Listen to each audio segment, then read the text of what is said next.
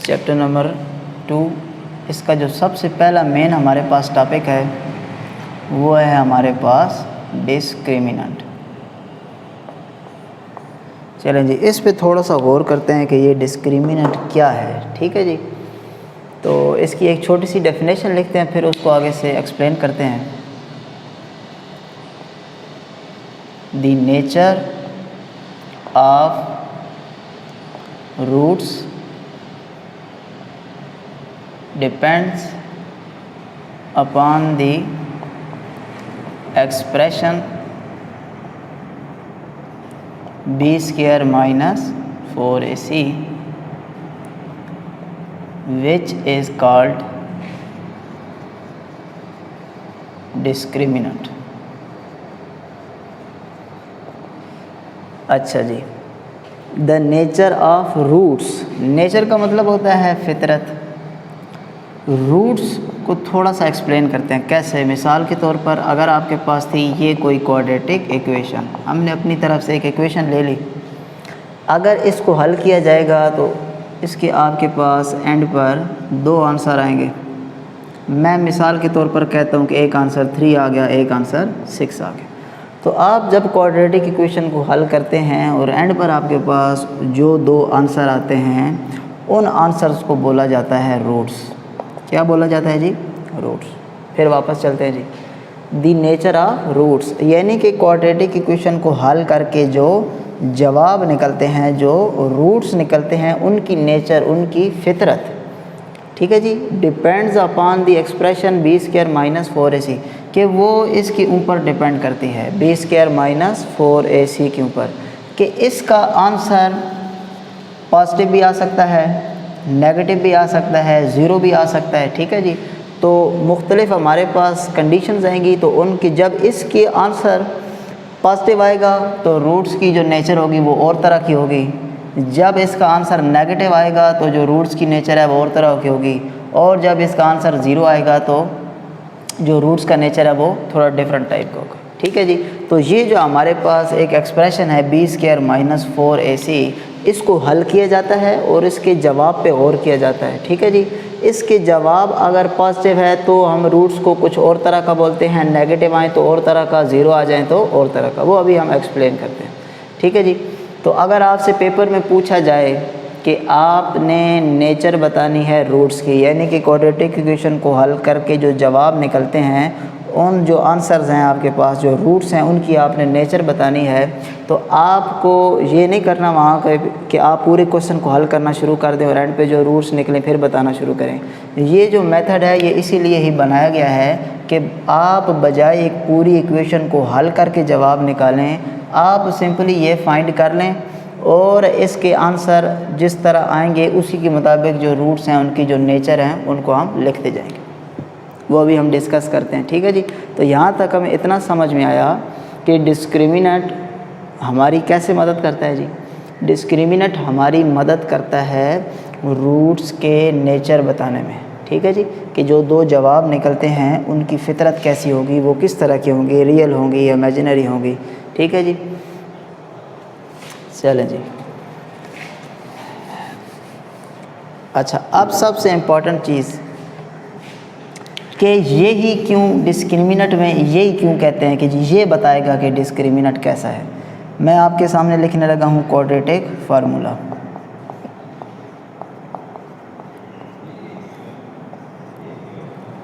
अच्छा जी, इस क्वाड्रेटिक फार्मूले में अगर आप गौर करें तो इस एक्सप्रेशन से पहले आपके पास लिखा पड़ा है प्लस और माइनस।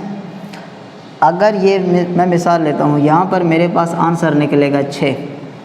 ठीक है जी, तो एक दफ़ा मुझे उसको प्लस का लिखना है और एक दफ़ा माइनस का, यानी कि यहाँ पर जब कोई तब्दीली होगी तो उसका जो असर है वो इस पूरे एक्सप्रेशन के ऊपर पड़ेगा। ठीक है जी, तो इस वजह से यहाँ से जो बी स्क्वायर माइनस 4ac है इसको उठा लिया गया है एज आ डिस्क्रिमिनेंट के तौर पे, क्योंकि यहाँ पर आंसर डिफरेंट आते जाएंगे तो ये जो इसका आंसर है वो भी डिफरेंट आता जाएगा। अब फिर ज़रा बैकग्राउंड में थोड़ा चलते हैं।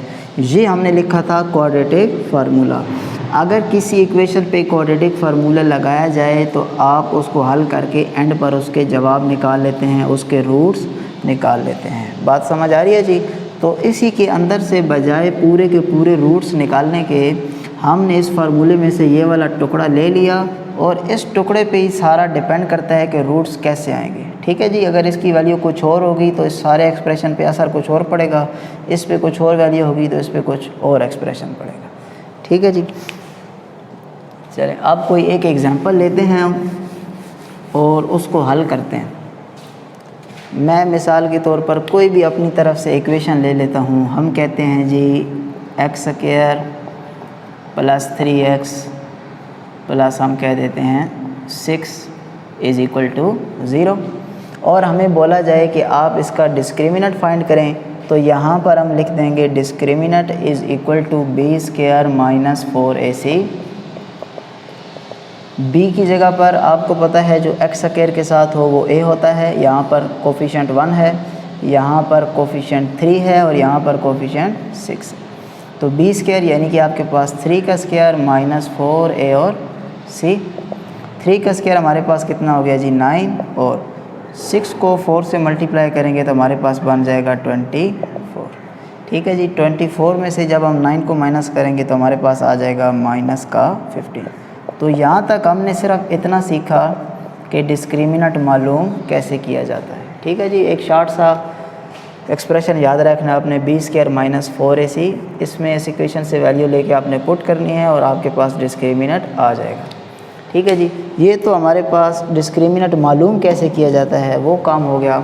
अब हमने आना है मेन मेथड पे जिसके लिए इस डिस्क्रिमिनेंट को बनाया गया है, यानी कि ये डिस्क्रिमिनेंट का जो जवाब निकलेगा उस जवाब को देखने के बाद हम ये बताने के काबिल हो जाएंगे कि अगर हम उस इक्वेशन को मुकम्मल हल करते तो उसके रूट्स किस तरह के निकलते। ठीक है जी?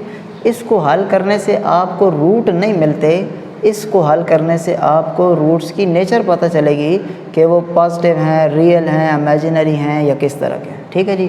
तो वो सारे केस 1 बाय 1 डिस्कस करते हैं।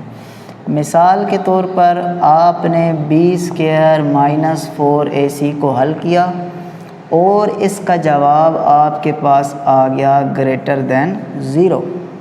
ठीक है जी? ये निशान जिस तरफ खुला हुआ हो उस तरफ चीज़ बड़ी होती है और जिस तरफ ये निशान बंद हो उसकी उस तरफ वाली चीज़ छोटी होती है। हमने यहाँ पर लिखा b² - 4ac > 0, यानी कि अगर इसका जो जवाब आए वो 0 से बड़ा आए और 0 से बड़ी वैल्यूज़ हमारे पास पॉजिटिव ही होती हैं। तो इसका मतलब है एक लिहाज से हम कह रहे हैं कि अगर b² - 4ac को हल किया जाए और उसका जवाब हमारे पास निकले पॉजिटिव, यानी कि 1 आए, 2 आए, 3 आए, पॉजिटिव का कोई नंबर भी आ जाए। यहाँ तक बात समझ आ गई जी आपको? अच्छा, and also a perfect square, और जो हमारा जवाब निकले वो प्लस होने के साथ साथ एक परफेक्ट स्क्वायर भी हो। अब परफेक्ट स्क्वायर का क्या मतलब हुआ? 9 हमारे पास 3 का परफेक्ट स्क्वायर बनता है जी। 3 का स्क्वायर लिया जाए तो हमारे पास 9 आता है। 4 ले लें तो ये 2 का स्क्वायर होता है। 16 ले लें तो ये 4 का होगा। 25 ले लें तो ये 5 का होगा। 36 ले लें तो ये 6 का होगा। 49 ले लें तो ये 7 का होगा। ठीक है, एंड सो ऑन। तो यहाँ तक हमने 2 बातें ज़हन में रखी कि अगर इसको हल करके जवाब जमा का भी निकले और वो परफेक्ट स्क्वायर भी हो तो फिर हम रूट्स के बारे में क्या अंदाज़ा लगा सकते हैं। ठीक है जी? 2 चीज़ें, 2 कंडीशन, जवाब पॉजिटिव भी आए और परफेक्ट स्क्वायर भी हो तो हम क्या अंदाज़ा लगाएंगे? सबसे पहली बात हम कहेंगे कि रूट्स आर रियल। ठीक है जी? ये भी अभी आपको समझाते हैं कि रियल क्यों कह रहे हैं। परफेक्ट स्क्वायर होने की वजह से रूट्स को बोला जाएगा कि वो रैशनल है। आप आसानी की अपने याद रखने के लिए दिमाग में अगर जवाब पॉजिटिव हो तो पॉजिटिव के लिए कह दें कि उसको क्या लिखा जाएगा? रियल। परफेक्ट स्क्वायर हो तो उसके लिए हम कह देंगे उसको रैशनल। और एक छोटी सी बात और, क्या ये जवाब 0 के बराबर है? बिल्कुल भी नहीं। ये जवाब तो हम कह रहे हैं कि 0 से ग्रेटर है, यानी कि 0 के इक्वल नहीं है। तो फिर हम कहेंगे कि अनइक्वल, रूट्स आर अनइक्वल। अब ये कंसेप्ट कैसे है ज़रा समझिए। मैं यहाँ पे फिर क्वाड्रेटिक फार्मूला लिखने लगा हूँ।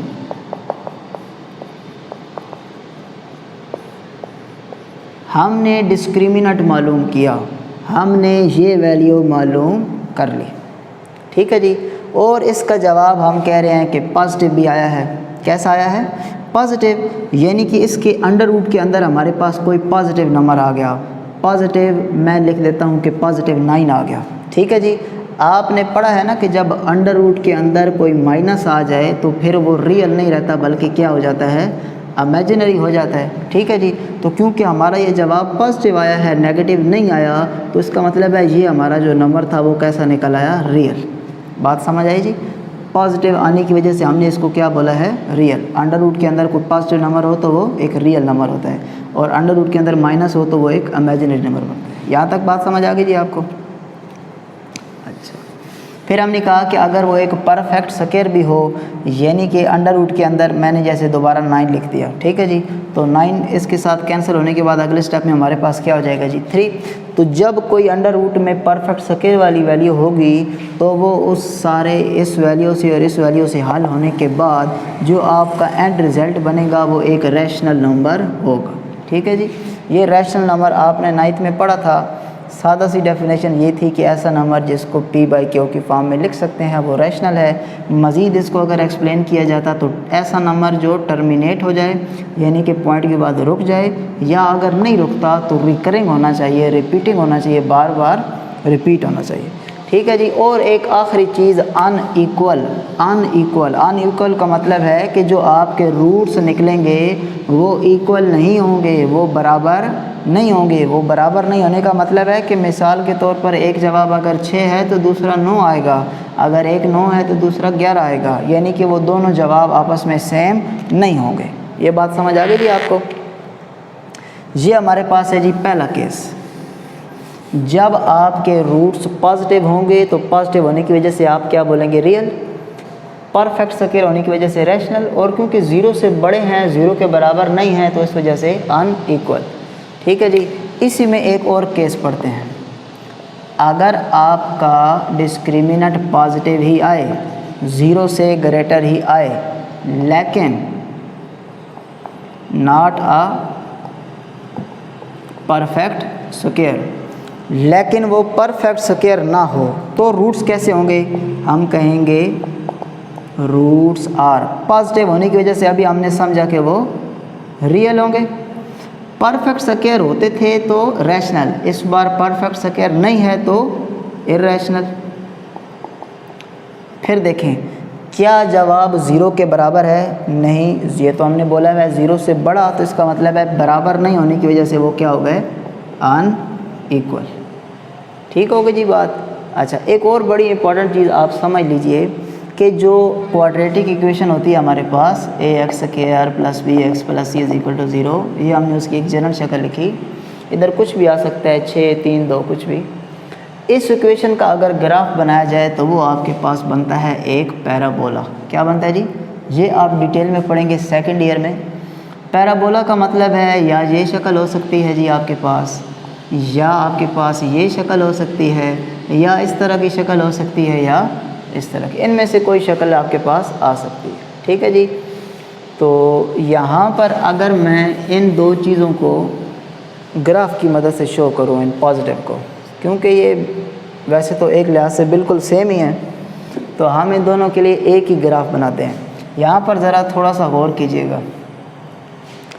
रूट्स हमने बोले हैं कि रियल है। रियल का मतलब हमने समझा था कि अंडर रूट के अंदर एक पॉजिटिव नंबर है, ठीक है जी। रैशनल भी है। यहाँ पर जो मेन चीज़ हमें ग्राफ में मदद देगी वो लफ्ज़ देगा अनइक्वल, यानी कि रूट्स आपके बराबर नहीं हैं, ठीक है जी। मैं ऐसी एक तस्वीर बनाने लगा हूँ, ये ऐसे मैंने एक पैराबोला बना दिया।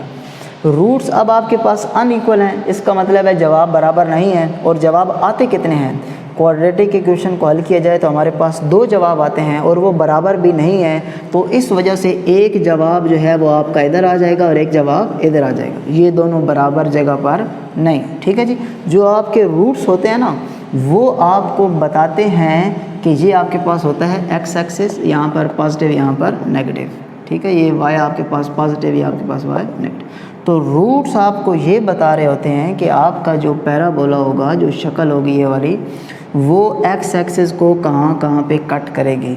मैं मिसाल लेता हूँ कि एक्स की वैल्यू मेरे पास थी 2 और दूसरी मेरे पास वैल्यू थी 3। तो यहाँ पर अगर 0 है, यहाँ पर मैं कहता हूँ 1 है, ये मेरे पास 1 है, ये मेरे पास 2 है, ये 3 है, ये 4 है, ये 5। चले दूसरी वैल्यू 5 लिख देते हैं।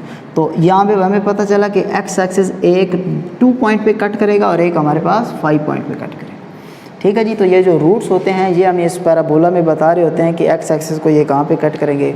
हो सकता है ये बात आपको अभी तक समझ में ना आए क्योंकि अभी आपकी क्लास थोड़ी छोटी है, लेकिन जब आप बड़ी क्लासेस में जाएंगे तो ये बातें आपको तब तक बहुत अच्छी तरह समझ आ जाएंगी। ठीक है जी। क्योंकि अगर आप यहीं से ये चीज़ें पढ़ना शुरू कर देंगे तो फिर बड़ी क्लासेस में आपके लिए ये चीज़ें नई नहीं होंगी। अच्छा जी, हमने फ़िलहाल जो पॉजिटिव का केस था वो हमने देखा। अब हम आते हैं कि अगर हमारे पास जो जवाब है वो आ जाए हमारे पास नेगेटिव वाला। ठीक है जी। इसका तीसरा केस समझ लें।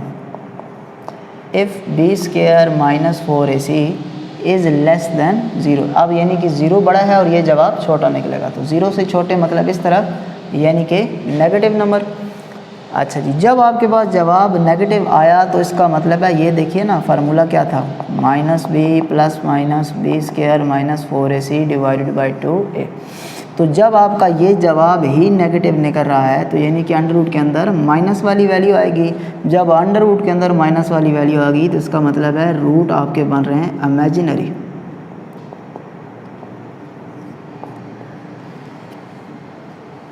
रूट्स आपके पास आ रहे हैं इमेजिनरी। इमेजिनरी जो लफ्ज़ है इंग्लिश में आपको इसका मतलब पता है कि ऐसी चीज़ जो ख़याली हो, जिसका वजूद मुमकिन नहीं हो, जो सिर्फ सोची समझी गई हो। ठीक है जी। तो जब अंडर रूट के अंदर नेगेटिव आएगा तो वो कौन सा नंबर बन जाता है, इमेजिनरी। तो अब जो आपके पास रूट्स होंगे आपने कहना है रूट्स आर नॉट रियल।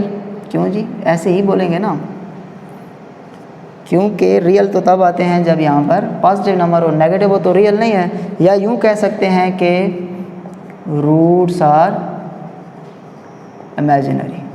ठीक है जी, ये बेहतर लफ्ज़ है क्योंकि अक्सर आपकी बुक पे ये यूज़ होता है, तो आप इसको ज़हन में रखिए। अच्छा, अब अगर इसका ग्राफ बनाया जाए तो यहाँ पर तो जो रूट्स निकलेंगे वो ख़याली होंगे, वो तो यूँ समझिए कि वो तो सोचे हुए हैं, उनको तो ग्राफ पे बनाया नहीं जा सकता। तो उसको एक सेंस में यूँ कह सकते हैं कि जो आपका ग्राफ बनेगा उस ग्राफ में ये जो आपका पैराबोला होगा ये एक्स एक्सिस को किसी पॉइंट पे कट ही नहीं करेगा। बात समझ आ गई जी। चलें, अब इसका एक आखिरी केस रह गया हमारे पास।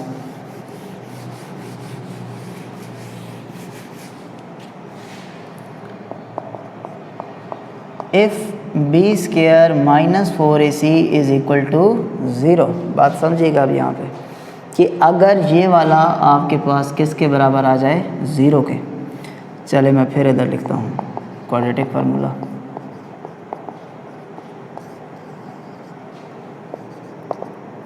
ये जवाब हम कह रहे हैं कि अगर हमारे पास 0 निकल आए, अगर ये 0 हो जाए तो इसका मतलब है कि अंडर रूट 0 हो जाएगा, और अंडर रूट 0 तो फिर से 0 है, तो मतलब ये सारा सिस्टम यहाँ से ख़त्म हो जाएगा।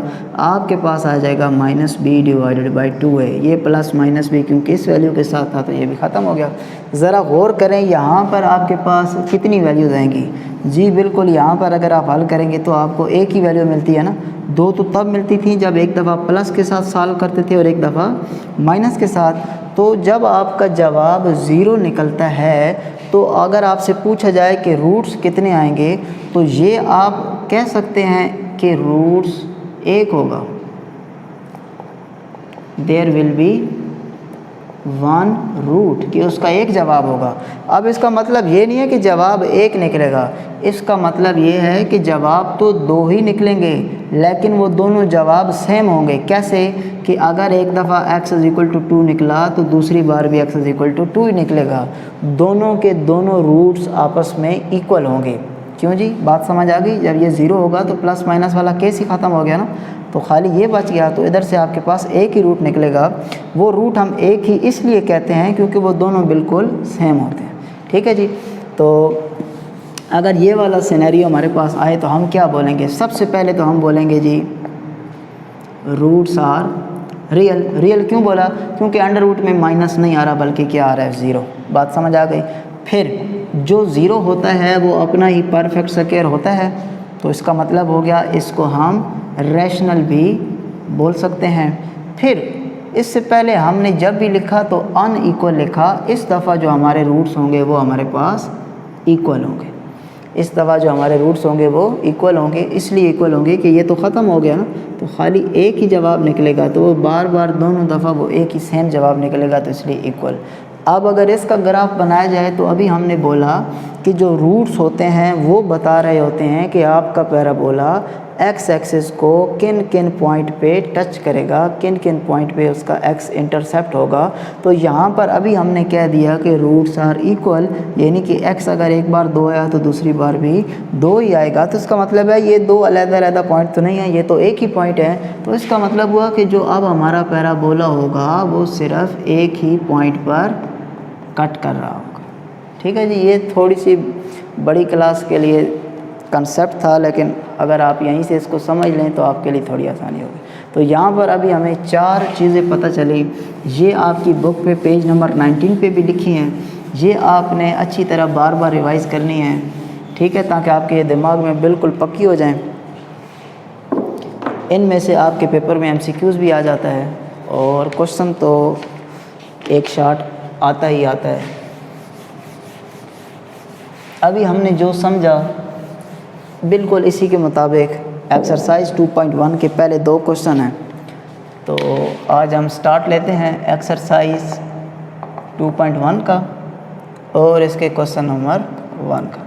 क्वेश्चन नंबर 1 इंतहाई सिंपल है। वो कह रहे हैं जी find discriminant of the following. इस क्वेश्चन के हमारे पास 4 पार्ट हैं, तो मैं इसका सेकंड पार्ट सॉल्व करता हूँ क्योंकि ये बहुत ही आसान सवाल है, आप ख़ुद भी इसको सॉल्व कर सकते हैं। उसने सिंपल बोला कि आप इसका क्या मालूम करें जी, डिस्क्रिमिनेंट। और सॉल्यूशन में हमें पता है कि जो डिस्क्रिमिनेंट का हमारे पास फार्मूला है वो है b² - 4ac। ये तब हल होगा जब हमें 3 चीज़ें होनी चाहिए, हमें मालूम a पता होना चाहिए, c पता होना चाहिए और b की वैल्यू कहाँ से आएगी जी? जो क्वेश्चन में एक्स स्क्वायर के साथ हो वो a को डिनोट करता है। ठीक है जी, चलिए इसको प्रॉपर वे में सॉल्व करते हैं। गिवन में हम लिखने लगे हैं जी a हमारे पास है 6, b हमारे पास है -8। यहाँ पर अक्सर स्टूडेंट सिर्फ 8 लिख देते हैं, तो इसका जो साइन है वो ज़रूर लिखना है।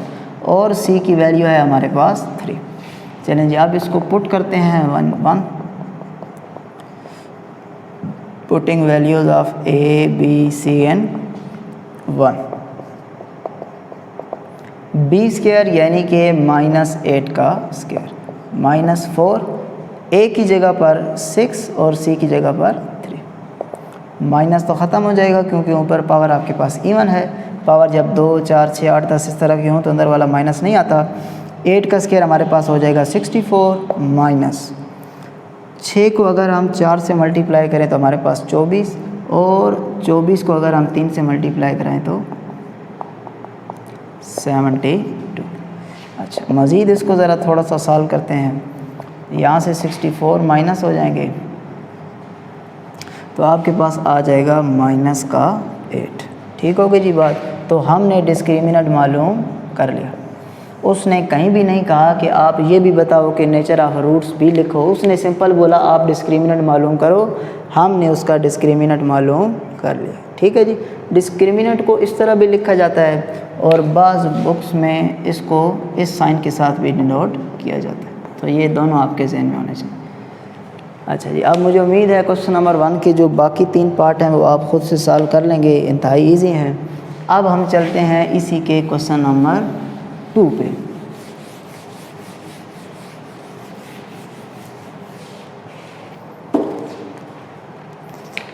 उसमें उसने हेडिंग में लिखा मेन में कि फाइंड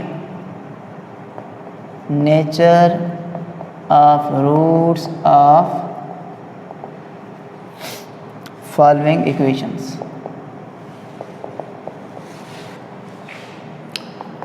पहली इक्वेशन है x² - 23x plus 1 20 is equal to 0। अच्छा, यहाँ पर उसने कहा कि आप इनकी नेचर ऑफ रूट्स बताएं, यानी कि रूट्स की जो जवाब आते हैं उनकी फितरत बताएं। तो थोड़ी देर पहले हम डिस्कस कर चुके हैं कि जो नेचर ऑफ रूट्स है वो हमें कौन बताता है, वो हमें बताता है डिस्क्रिमिनेंट। ठीक है जी, उसके मुख्तलिफ़ तरह के जवाब आते हैं। पॉजिटिव जवाब हो, परफेक्ट स्क्वायर भी हो तो क्या लिखा जाता है, पॉजिटिव आंसर हो, परफेक्ट स्क्वायर ना हो तो क्या लिखते हैं, नेगेटिव आंसर हो तो क्या लिखते हैं, और इक्वल टू 0 हो तो क्या लिखते हैं। वो 4 बातें आपको याद होंगी तो ये क्वेश्चन आपको इजी लगेगा। वो 4 बातें याद नहीं होंगी तो ये क्वेश्चन आपसे सॉल्व नहीं होगा।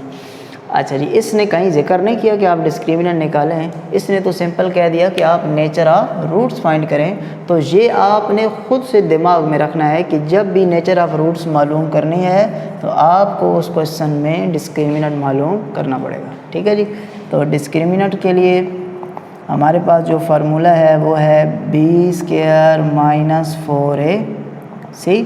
3 वैल्यू सही हमें। यहाँ पर हम कहते हैं कि a की वैल्यू हमारे पास 1 है, b की वैल्यू हमारे पास माइनस का 23 है और c की वैल्यू हमारे पास है 120।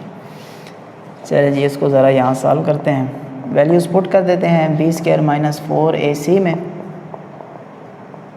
बी स्क्वायर यानी कि माइनस 23 का स्क्वायर माइनस 4, a की जगह पे हमारे पास आ जाएगा 1 और c की जगह पर हमारे पास आ जाएगा 120। अच्छा जी, एक बात तो तय है कि ये माइनस ख़त्म होगा क्योंकि ऊपर पावर इवन है, तो पीछे बच गया 23 का स्क्वायर। तो इसको आप कैलकुलेटर की मदद से इजीली निकाल सकते हैं। अगर आपके पास कैलकुलेटर ना मौजूद हो तो आपके पास जिस वैल्यू का वो बोरो स्क्वायर निकालो उस नंबर को अपने साथ ही आप मल्टीप्लाई कर सकते हैं। तो 3 को 3 से मल्टीप्लाई करेंगे 9, 3 को 2 से मल्टीप्लाई करेंगे 6, 6 एंड 4,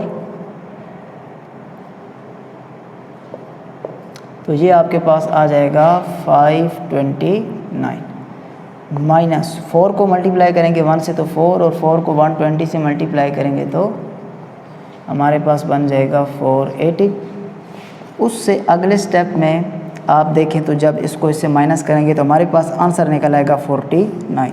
ये क्वेश्चन होता कि डिस्क्रिमिनेंट मालूम करें, तो यहाँ तक बात ख़त्म हो गई थी।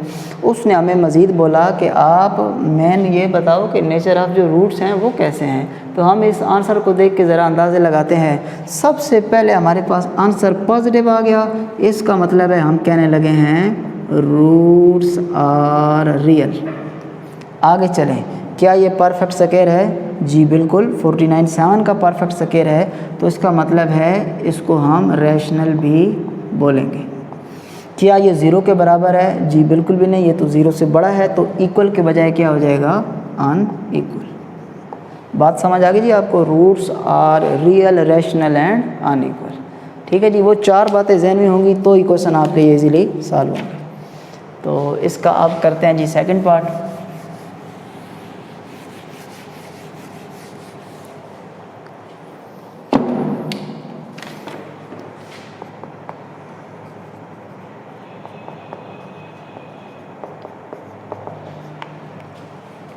फिर वही सेम काम,